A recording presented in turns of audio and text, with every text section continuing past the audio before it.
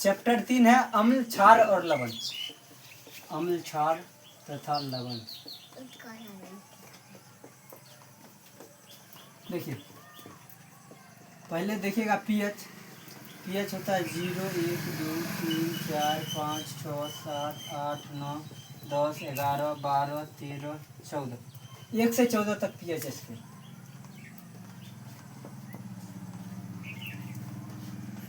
एक से 14 तक पीएच स्केल। और यहाँ 0 से लेकर के 6 तक अम्लीय होता है। 0 से 6 तक अम्लीय, और 8 से लेकर 14 तक क्षारीय, और 7 उदासीन है।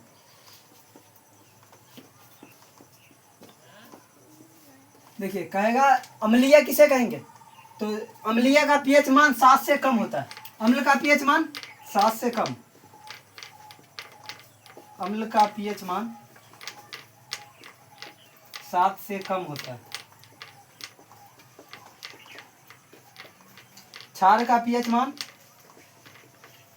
क्षार का पीएच मान 7 से अधिक।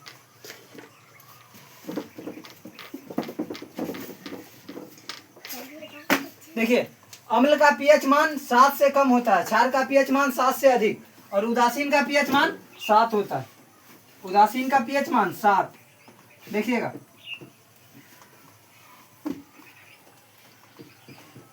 कहता है मिट्टी क्या है, मिट्टी क्या है।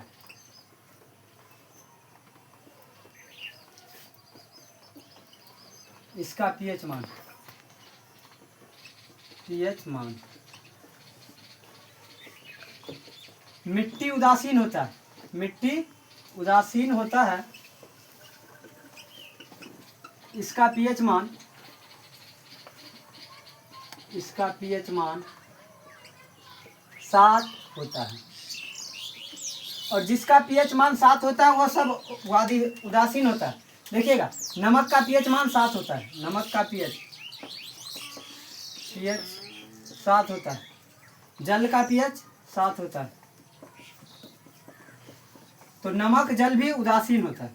और जिसका पीएच मान 7 से ज़्यादा होगा वो क्षारीय होगा, जिसका 7 से कम होगा वो अम्लीय होगा। देखिएगा खून का पीएच मान, खून का पीएच मान 7.4 होता है। अमाशय रस का पीएच मान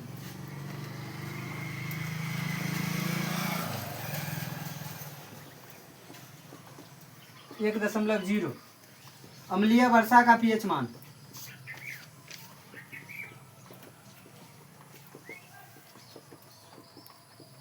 अम्लीय वर्षा का पीएच मान 5.6।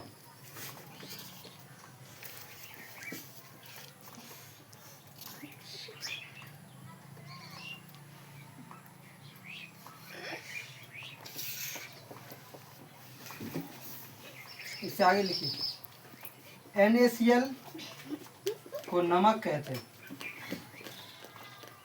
अगर पूछा जाए नमक का सूत्र, नमक का सूत्र तो NaCl होता है।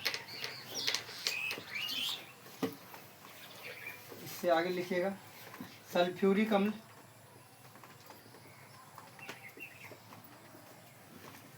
अम्ल का सूत्र H2SO4। सल्फ्यूरिक अम्ल है, इसका सूत्र होता है H2SO4। सेब में कौन सा अम्ल पाया जाता है, सेब में मौलिक अम्ल पाया जाता है।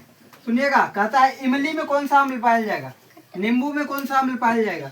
ये सब के लिए किताब में चार्ट दिया, और ये चार्ट को याद कर लीजिएगा। देखिए चार्ट,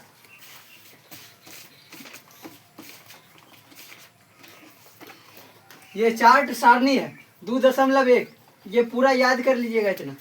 और ये कहता है संतरा व नींबू में सिट्रिक अम्ल पाया जाता है, सेब में मौलिक अम्ल, इमली में टार्ट्रिक अम्ल, सिरका में एसिटिक अम्ल, दही में लैक्टिक अम्ल, टमाटर में ऑक्जेलिक अम्ल, अमाशय रस में हाइड्रोक्लोरिक अम्ल, चाय में टैनिक अम्ल, विटामिन सी में स्कॉर्बिक अम्ल, लाल चींटी के डंक में फॉर्मिक अम्ल। ये इतना याद कर लीजिएगा, इनमें से 2-3 नंबर पूछ लेगा। कहता है अम्ल का स्वाद कैसा होता है, अम्ल का स्वाद खट्टा होता है। अम्ल का स्वाद खट्टा होता है। और सुनिएगा ये कहता है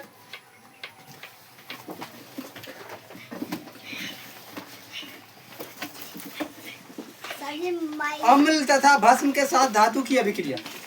देखिए अम्ल तथा भस्म के साथ धातु का अभिक्रिया कैसे कराते हैं। अम्ल तथा भस्म के साथ धातु की अभिक्रिया।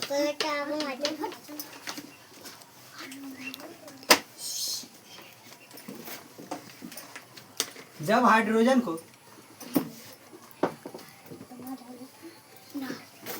अम्ल तथा भस्म के साथ धातु की अभिक्रिया।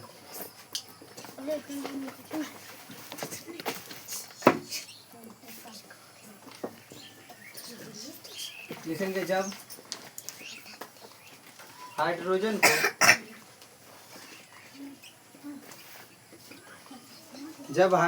को धातु अम्ल के साथ अभिक्रिया कराते हैं, धातु अम्ल के साथ अभिक्रिया कराते हैं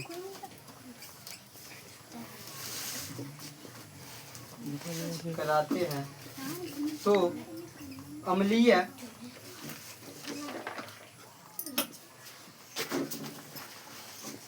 अभिक्रिया कराते हैं तो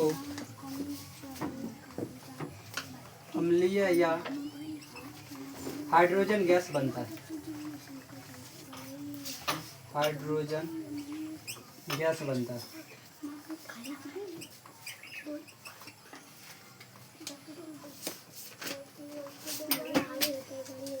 Zn एक धातु है जिंक, Zn का अभिक्रिया कराते हैं H2SO4 के साथ।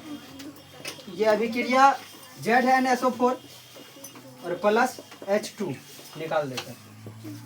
H2 ये तीर का निशान हुआ कि ऊपर बाहर निकाल रहा, निकालने का चिन्ह ये होता है और ये प्रवेश करने का चिन्ह ये होता है। ये क्या है, निकालने का चिन्ह।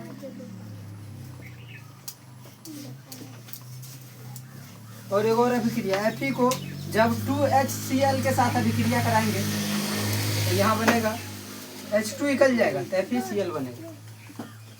FeCl क्या होगा, 2 को FeCl2 और प्लस H2 निकल जाएगा बाहर। आज इतना ही तक, इससे आगे अगला दिन पढ़ाएंगे।